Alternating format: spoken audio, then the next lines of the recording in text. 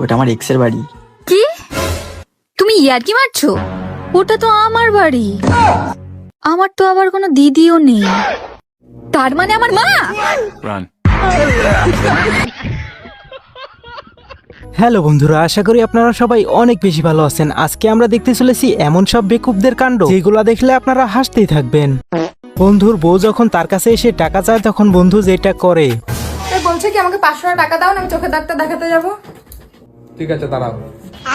কেন? এটা তো 100 টাকা। দাও, তোমার চোখ ঠিক আছে।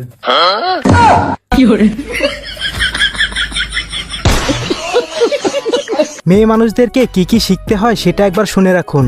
মেয়ে মানুষ হওয়া না অত সহজ নয়। ঝগড়া করা শিখতে হয়, মিথ্যা কথা বলা শিখতে হয়, অ্যাক্টিং করা শিখতে হয়, নাটক করে কান্না করা শিখতে হয়।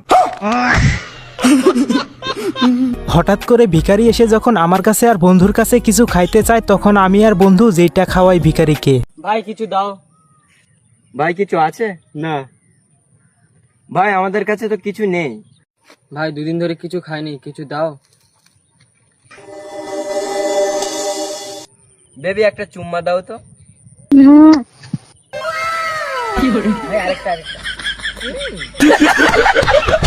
বন্ধুর দোকানে গেছিলাম শার্ট আর প্যান্ট কেনার জন্য, তারপর যা হলো। ভাই দুটার দাম কম নেই ভাই এই দুইটা খালি অনলি তোমার লাগে 1000 টাকা। এই এর দাম বেশি হয়ে গেছে গা। এটা তো আমার বন্ধুর দোকান, আমার বন্ধু হইলে আমার কমায় তো লইলে, আমার বন্ধু হয়ে গেছে। এই যে ভাই তোমার বন্ধু হইছে। ও বন্ধু ভালো কি লইছো বন্ধু?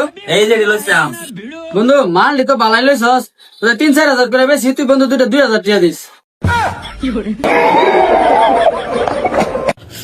ভাই তোমার বন্ধু।